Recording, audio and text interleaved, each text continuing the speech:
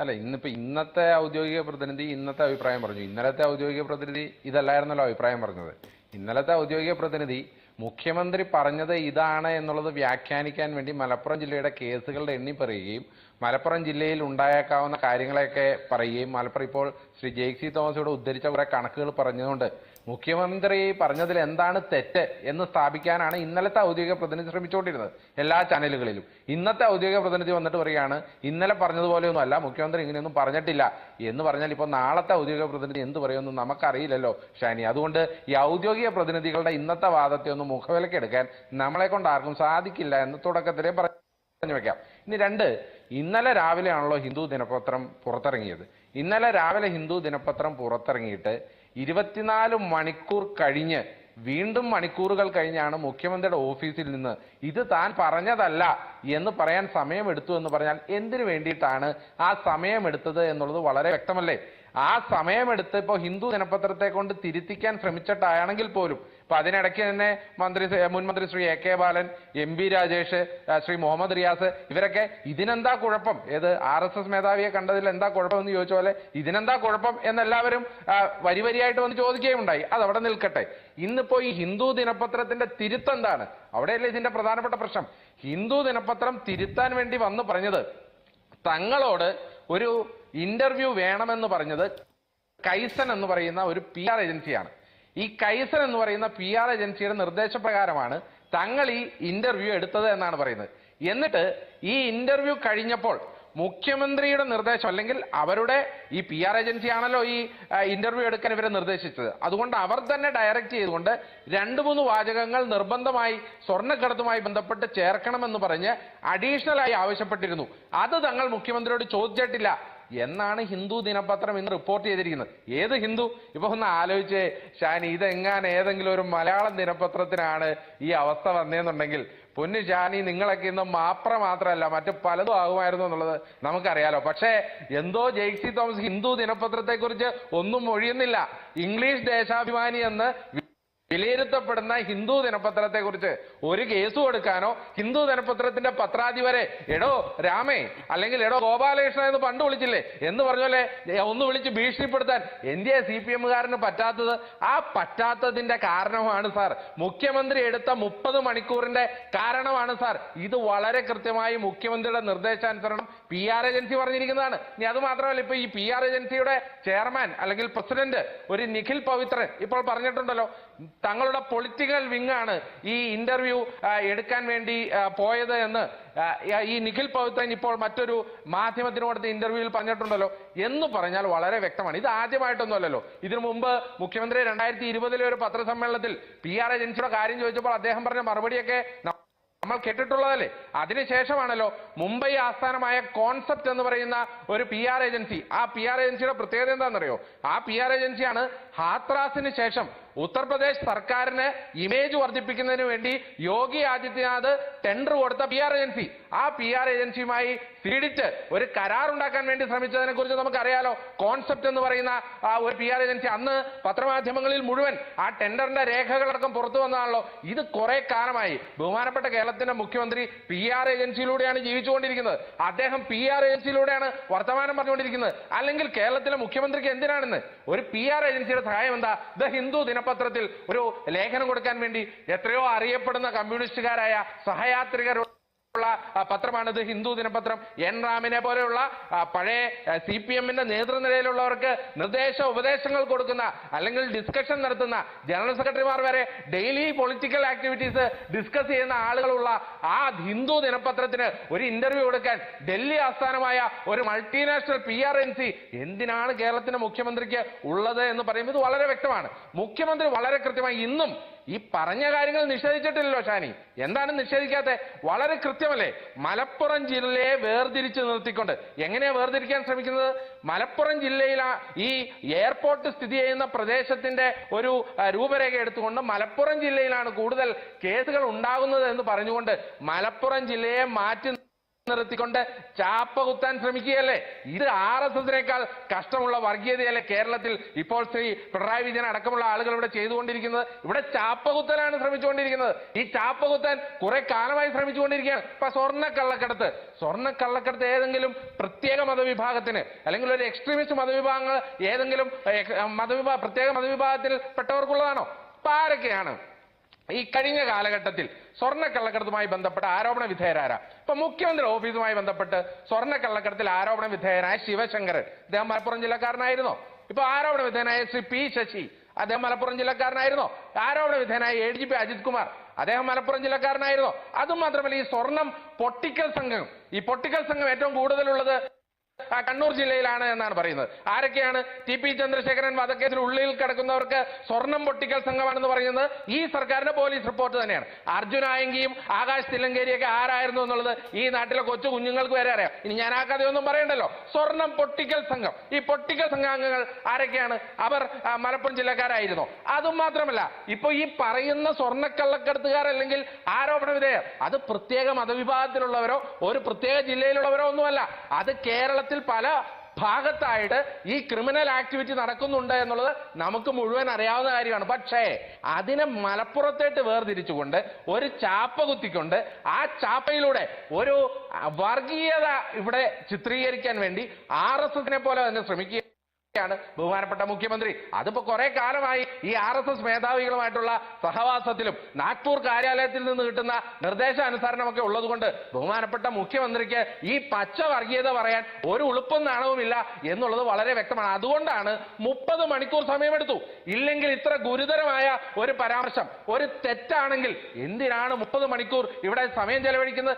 എന്തിനാണ് സ്വന്തം വീട്ടിൽ നിന്ന് വരുന്ന PWD മിനിസ്റ്റർക്ക് പോലും അതിനെന്താണ് കുഴപ്പം എന്ന് പറയേണ്ട സാഹചര്യം ഉണ്ടായത്? MP രാജേഷിന് എന്തുകൊണ്ടാണ് അതിനെന്താണ് കുഴപ്പം എന്ന് പറയേണ്ട സാഹചര്യം ഉണ്ടായത്? ഇന്നലെ മനോരമയിൽ ചർച്ചയിലുണ്ടായിരുന്ന ആളുകൾക്ക് എന്താണ് മുഖ്യമന്ത്രി പറഞ്ഞതിലെ തെറ്റ് എന്ന് ചോദിക്കേണ്ട സാഹചര്യം ഉണ്ടായതിന്റെ കാരണം കഴിഞ്ഞ 30 മണിക്കൂറായി കേരളത്തിന്റെ മുഖ്യമന്ത്രിയുടെ ഓഫീസിൽ നിന്ന് ഒരു നിഷേധ കുറിപ്പും ഇറങ്ങിയിട്ടില്ല എന്ന് പറയുമ്പോൾ വളരെ കൃത്യമാണ്.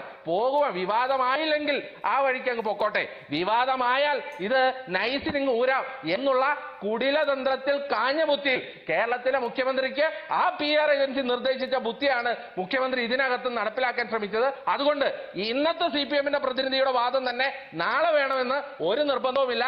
അതുകൊണ്ട് ഇന്നത്തെ CPMന്റെ പ്രതിനിധിയുടെ വാദം ഇന്നലത്തേതുപോലെ തന്നെ തള്ളിക്കളയാനാണ് ഞങ്ങൾ ആഗ്രഹിക്കുന്നത്. അതായത് ഇത് നമ്മുടെ കൊറോണ കാലഘട്ടത്തിൽ ഈ അമേരിക്കയിൽ നിന്നുള്ളൊരു റാഗി തോമസ് ഇവിടുത്തെ കൊറോണ പ്രവർത്തനങ്ങളിൽ മനം മയങ്ങി വീണ് മുഖ്യമന്ത്രിയെയും അത് സർക്കാരിനെ ഒന്ന് സഹായിക്കാൻ വേണ്ടി ഒരു സഹായം ചെയ്യാൻ വേണ്ടി സ്പ്രിംഗ്ലർ സോഫ്റ്റ്വെയറുമായിട്ട് വന്നിരുന്നല്ലോ. ആ സോഫ്റ്റ്വെയറുമായിട്ട് വന്ന പോലെ എന്നുള്ളൊരു കഥയാണ് ഇനി വരാനുള്ളത്. അതെന്തു ആയിക്കൊള്ളട്ടെ. ഇപ്പൊ ഇവിടെ ശ്രീ ജെയ്ക്സി തോമസ് ഇവിടെ ഞാനെന്തോ മാധ്യമങ്ങളെ ഇവിടെ സൂചിപ്പിക്കാൻ വേണ്ടി ശ്രമിക്കുകയാണെന്നുള്ളൂ. എനിക്ക് മാധ്യമങ്ങളോട് ഒരു സൂചിപ്പിക്കൽ നിലപാടുമില്ല ശ്രീ ജെയ്ക്സി തോമസ്. ഞാൻ പറയുകയാണ്, N. രവി എന്ന് പറയുന്ന ചീഫ് എഡിറ്റർ തിരുത്തണം, അല്ലെങ്കിൽ സുരേഷ് സമ്പത്ത് എന്ന് പറയുന്ന ദ ഹിന്ദുവിന്റെ ചീഫ് എഡിറ്റർ മാപ്പ് പറയണം. എനിക്ക് അവരോടൊന്നും യാതൊരു വിധത്തിലുള്ള ഒരു സൂചിപ്പിക്കൽ നിലപാടുമില്ല. പക്ഷേ ഞാൻ എന്നും എല്ലാ വിമർശനങ്ങളും ഇങ്ങനെ ഉന്നയിക്കുന്നത്. പക്ഷേ ഇടോ ഗോപാലകൃഷ്ണ, താനൊരു പത്രത്തിന്റെ മേധാവിയായിട്ട് ഇരുന്നു കൊണ്ട് ഒരു പേനെടുത്ത് ഞങ്ങളെ അങ്ങ് തീർത്ത് കളയാം എന്ന വിചാരമുണ്ടെങ്കിൽ കയ്യിൽ വെച്ചാൽ മതി. ആര് പറഞ്ഞതാ സാർ? ഇത് ബഹുമാനപ്പെട്ട കേരളത്തിന്റെ മുഖ്യമന്ത്രി പണ്ട് പറഞ്ഞതാ, ഓർക്കുന്നില്ലേ? എന്തുകൊണ്ട് മുഖ്യമന്ത്രിയുടെ നാവ് അനങ്ങുന്നില്ല? ഇപ്പൊ നിങ്ങൾ ഇവിടെ കുറച്ചു നേരം മുമ്പ് കുറെ മാധ്യമ പ്രവർത്തകരെ കുറിച്ച് പറഞ്ഞല്ലോ. എന്തൊക്കെയാണ് നിങ്ങളുടെ സോഷ്യൽ മീഡിയ പ്ലാറ്റ്ഫോം വഴി നിങ്ങളുടെ സൈബർ സഹാക്കൾ എഴുതി വിട്ടത്? എന്തേ സാർ? ദ ഹിന്ദുവിന്റെ ദിനപത്രത്തിന്റെ ഒരൊറ്റ റിപ്പോർട്ടർമാർക്കും ഒരു മേധാവികൾക്കുമെതിരെ നിങ്ങളൊരു വാക്കുകൊണ്ട് പോലും പറയുന്നില്ലല്ലോ. ഇനി അതൊക്കെ പോട്ടെ, എന്റെ സൂചിപ്പിക്കലാണ് പ്രശ്നമെങ്കിൽ ഞാൻ ഇവിടെ വെച്ച് പ്രഖ്യാപിക്കുന്നു. ഇപ്പോ ഷാനി, ഞാൻ പരാതി കൊടുക്കാൻ പോവുകയാണ്. ദ ഹിന്ദു ദിനപത്രത്തിനെതിരെയും കൈസൺ PR ഏജൻസിക്കെതിരെയും ഞാൻ നിയമ നടപടികളിലേക്ക് പോവുകയാണ്. കാരണം എന്താ? കേരളത്തിന്റെ മുഖ്യമന്ത്രിയെ ഇതുപോലെ അപമാനിക്കാൻ ശ്രമിച്ച, ഇതുപോലെ ആക്ഷേപിക്കാൻ ശ്രമിച്ച ആ ദിനപത്രത്തിനും കൈസൺ PR ഏജൻസിക്കുമെതിരെ കേസെടുക്കണം. ഞാൻ DGPക്ക് പരാതി കൊടുക്കാൻ പോവുകയാണ്. ഇവർ കേസെടുക്കട്ടെ, എന്റെ പരാതിയിൽ കേസെടുക്കട്ടെ. കേരളത്തിലെ മുഖ്യമന്ത്രിയുടെ കാര്യത്തിൽ ജെയ്ക്സി തോമസിനും CPMനും ഇല്ലാത്ത ഒരു പ്രത്യേക തരത്തിലുള്ള ഒരു കാര്യം എനിക്കുണ്ടെന്ന് തന്നെ വെച്ചോ. അപ്പൊ ഒരു സൂചിപ്പിക്കലും വേണ്ട. ഹിന്ദു ദിനപത്രത്തിനെതിരെ കേസെടുത്ത് റിപ്പോർട്ടർമാരെ അകത്തിടൂ ജെയ്ക്സി തോമസ്, എന്നിട്ട് ബാക്കി നമുക്ക് സംസാരിക്കാം. പിന്നെ ജയ്ക്ക് ഇന്നലെ എങ്ങാനും ഒരു ചർച്ചയ്ക്ക് ഉണ്ടായിരുന്ന കാലത്ത് അവസ്ഥ ഞാൻ ആലോചിച്ചു പോവാ. കാരണം എന്താ? ഇന്ന് എത്ര യൂട്ടേൺ അടിക്കേണ്ടി വന്നോണ്ടേനെ. കാരണം ഇന്നലെ ചർച്ചയ്ക്ക് വന്നവരെന്താ പറഞ്ഞേ? മുഖ്യമന്ത്രി പറഞ്ഞതിൽ എന്താ കുഴപ്പം? മുഖ്യമന്ത്രി പറഞ്ഞത് ശരിയല്ലേ? ആ വാക്കുകളിൽ എന്തെങ്കിലും പ്രശ്നമുണ്ടോ? ഇന്ന് വന്നിട്ട് പറയുകയാണ് മുഖ്യമന്ത്രി അങ്ങനെ പറഞ്ഞിട്ടേ ഇല്ല എന്ന്. ഇപ്പൊ ഇന്ന് പറയുന്നു PR ഏജൻസി ഇല്ല എന്ന്. ഇനി നാളെ രാവിലെ വന്നിട്ട് ഇവർ മറ്റെന്തെങ്കിലും പറയുകയേ ഇല്ല എന്ന് നമ്മൾ എങ്ങനെ കരുതും? പിന്നെ മാധ്യമങ്ങളുടെ ആ തെറ്റുതിരുത്തലിന്റെ എവിടെയാണ് സാർ? എന്ത് നടപടിയാണ് എടുത്തേ? മറിയ കുട്ടിച്ചാട്ടത്തിക്ക് 5 ഏക്കർ സ്ഥലം, വിദേശത്ത് മകൾക്ക് അവിടെ സ്വത്ത്. ഈ ദേശാഭിമാനി പച്ചക്കള്ളം. ഏത് ദേശാഭിമാനി? സത്യാനന്തര വാർത്ത എഴുതുന്ന ദേശാഭിമാനി. ഇവിടെ മാധ്യമപ്രവർത്തകർക്ക് എന്ന് യൂട്യൂബിലൂടെ സത്യാനന്തര ക്ലാസ് എടുക്കുന്ന ദേശാഭിമാനി. ആ ദേശാഭിമാനി മറിയക്കുട്ടി ചടത്തിക്ക് അവിടെ 5 ഏക്കർ സ്ഥലം, വിദേശത്ത് ജോലിയുള്ള മകൾ, പച്ച നുണ എഴുതിയിട്ട് കോടതിയിൽ കേസിന് പോയപ്പോഴല്ലേ മാപ്പ് പറയേണ്ട ഗതികേട് വന്നത്? ഈ കഴിഞ്ഞ ദിവസം മരിച്ചിട്ടില്ലാത്ത മോഹൻലാലിന്റെ അമ്മ മരിച്ചുവെന്ന് ഒരു ഉളുപ്പും ഒരു നാണവും ഇല്ലാതെ ഒരു ദിനപത്രത്തിന്റെ, ഏത് ദിനപത്രത്തിന്റെ സത്യമറിയാൻ, സത്യാനന്തര ലോകത്തിലെ ആള് പറഞ്ഞതാണല്ലോ സത്യമറിയാൻ മലയാളികൾ വായിക്കുന്ന ദിനപത്രം ദേശാഭിമാനി.